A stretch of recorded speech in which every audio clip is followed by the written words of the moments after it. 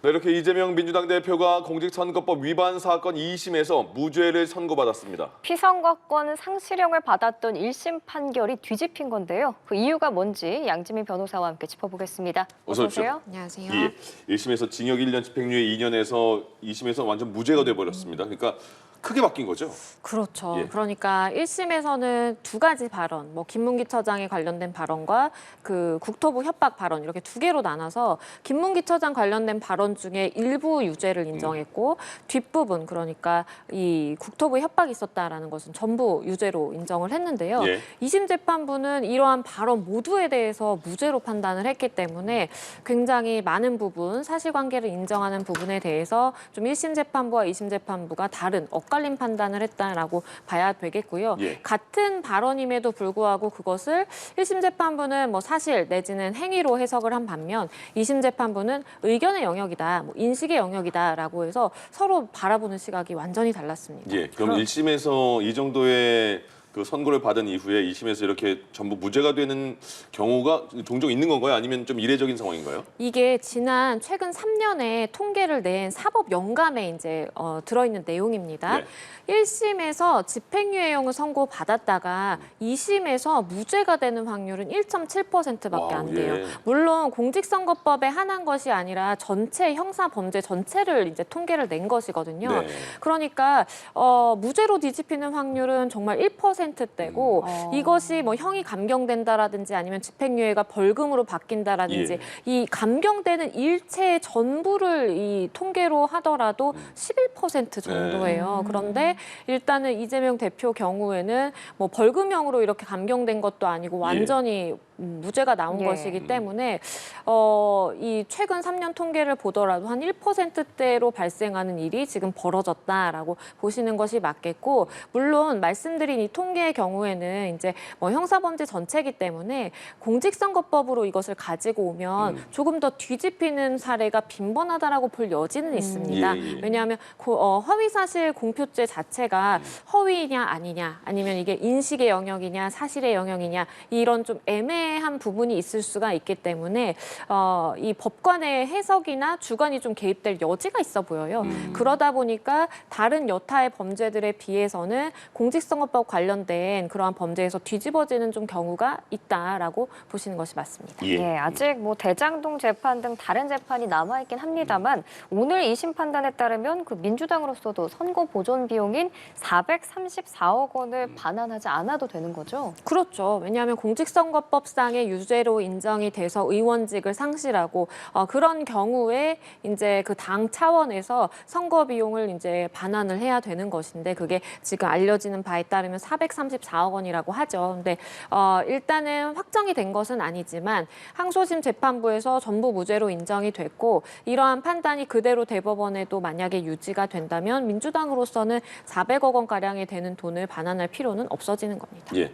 검찰로서는 완전히 뒤집힌 판결에 대해서 대법원 상고는 가겠죠? 상고를 하게 될 것으로 예. 보입니다. 검찰 입장에서는 일반적으로 이제 뭐 유죄를 전제를 가지고 주장을 하잖아요. 근데 일부 무죄가 되는 경우에는 우리가 뭐 항소 내지는 상고를 할지 말지 뭐 내부적으로 논의를 거치기도 하는데, 예. 이렇게 전부 무죄가 선고된 사건에 대해서는 뭐 이 다른 정당한 사유가 없는 이상 다 항소 내지는 상고를 합니다. 그래서 이번에도 검찰 내부에서 어떠한 부분을 가지고 우리가 상고 이유로 삼을 수 있을지에 대한 논의가 이어질 것으로 보이고요. 예. 개인적인 생각으로는 김문기 처장 발언보다는 뒷부분에 해당하는 그 국토부 협박이 있었다, 이런 백현동. 발언, 그렇죠. 예. 백현동 그 용지 변경 그 관해서 검찰 입장에서는 좀 새로운 지적이라든지 논리를 세워볼 수 있겠다라고 판단이 되고요. 그 이유는 일단은 뭐 해석의 영역으로 조금 들어가서 뭐 의견으로 볼 수 있었다. 그리고 뭐 이재명 대표가 어쩔 수 없이 이렇게 용도 변경을 해줬다라는 취지로 보인다라는 재판부의 이제 의견이 있었기 때문에 그러한 부분은 재판부가 잘못 인정한 것이다라고 다퉈볼 만하거든요. 예. 그래서 그런 부분에 좀 더 집중하게 될 것으로 보입니다. 예, 1심 재판부에서는 그 고 김문기 씨 관련 발언이랑 백형동 관련 발언 이 두 가지 모두 좀 유죄라고 봤잖아요. 그런데 2심 재판부는 김문기 씨 관련 발언 모두 허위사실 공표가 아니다라고 판단을 했거든요. 왜 차이가 난 걸까요? 그러니까 2심 재판부에서 이 김문기 씨 관련된 발언을 몰랐다. 그러니까 1심 재판부가 김문기 처장에 대해서 내가 성남시장 재직 시절 당시에 몰랐다라는 것을 조금 더 명확하게 하라라고 해서 공소장 변경까지 예. 있었어요. 그래서 예. 그 발언을 3개로 나눴거든요. 예. 근데 3개로 나눠서 일각에서는 이 발언 자체를 3개로 나눈 것은 일부에 대해서는 유죄, 일부에 대해서는 무죄로 선고를 하려고 하는 것 아니냐. 보통은 그럴 때 이제 많이 나누거든요. 예. 그래서 이제 그러한 시각도 있었는데 재판부가 판단하기로는 그러한 3가지 발언 모두에 대해서 무죄 판단을 했고요.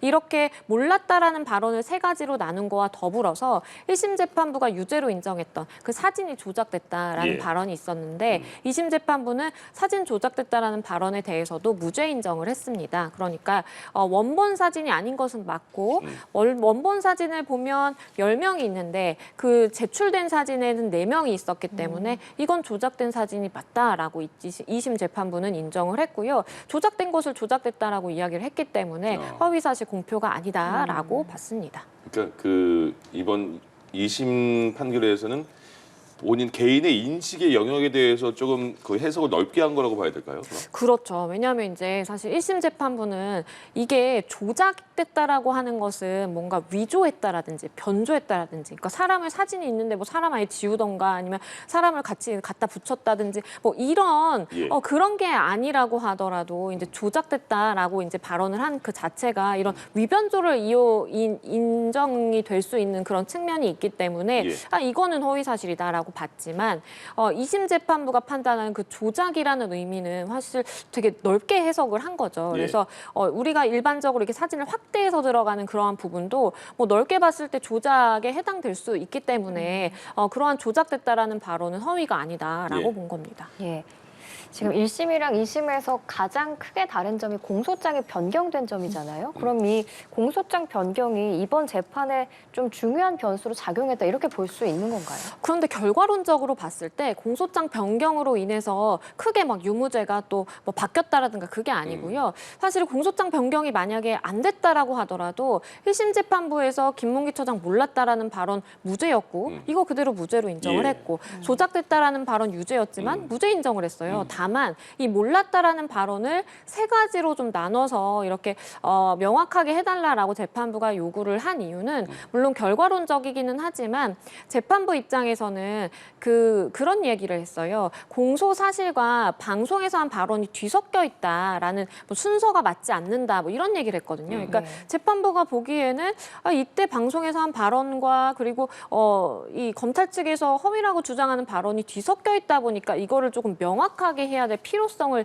인정했던 것으로 보이고요. 예. 그래서 이제 성명 요청으로 성명 사항으로서 공소장 변경을 통해서라도 이것을 좀 명확히 해달라라고 했고 예. 검찰은 그러한 요구를 받아들여서 김문기 처장 몰랐다라는 발언을 몰랐다. 골프 안 쳤다. 그리고 기소 후에 알았다. 이렇게 예. 3가지로 나눈 것이거든요. 그래서 물론 결과론적이긴 하지만 이 발언을 3가지로 나눠서 조금 더 정밀하게 그 발언에 대해서 분석하고자 했던 재판부의 의중이 읽힙니다. 예. 그다음에 그 백현동 종상향과 관련해서는 국토부에서 협박을 받았다 이렇게 했는데 2심 그 재판 과정에서 이재명 대표가 그 협박이란 표현을 좀 바꿨잖아요.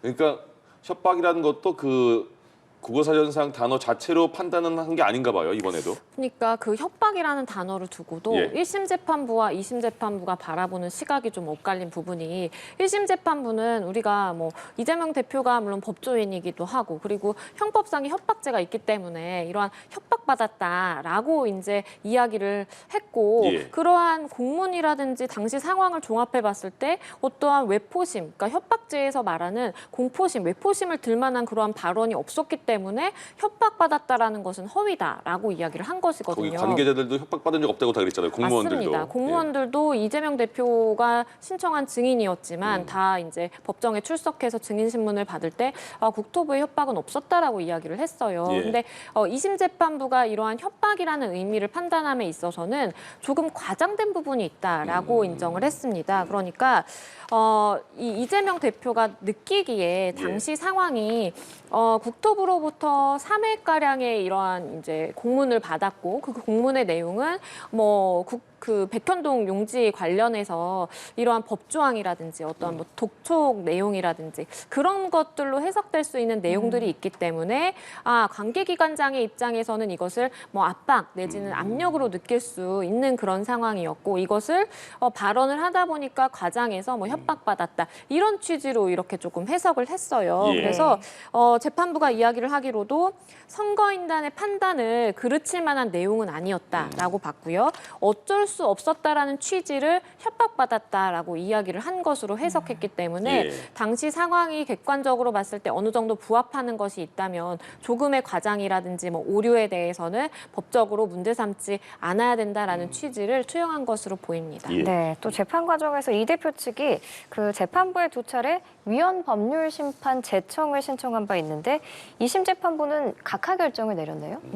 위헌 법률 심판 제청의 경우에는 일단은 공직선거법 자체가 어떠한 뭐 위헌적인 부분이 있을 수 있다 보니까 그러니까 형을 선고받음으로써 의원직을 상실한다라든지 피선거권이 박탈된다라든지 이러한 불리한 부분이 있는데 너무 법조문 자체가 좀 모호하게 규정이 되어 있어서 헌법상에 위배될 수 있다라는 취지로 위헌 법률 심판 제청을 이제 했었는데요. 예. 이 부분에 대해서는 뭐 각하 내지는 기각의 의견이 높다라고 이제 예견이 됐었습니다. 그러니까 왜냐하면 위헌 법률 심판 제청을 물론 재판부가 이유 있다라고 한다면 받아들여서 실제 이것을 헌재에 넘기게 되고 그동안 재판이 중지되는 것이거든요. 예. 중단이 됐다가 법조문에 대한 위헌 여부가 판단이 끝나면 다시 이제 재판이 제기되는 것인데 예. 이것을 이재명 대표가 했지만 결국에는 재판부가 보기에는 적법한 요건을 갖추지 못한 신청이다라고 봐서 각하를 한 것이고요. 그리고 만약에 이제 이렇게 각하를 했음에도 불구하고 이재명 대표가 문제 삼겠다라고 한다면 개인적으로 헌법 소원을 제기할 수 있기는 합니다. 예. 그런데 상황이 이제 또 무죄 판단을 받다 보니까 이렇게 헌법 소원까지 이르지는 않을 것으로 예상이 되는 그런 상황입니다.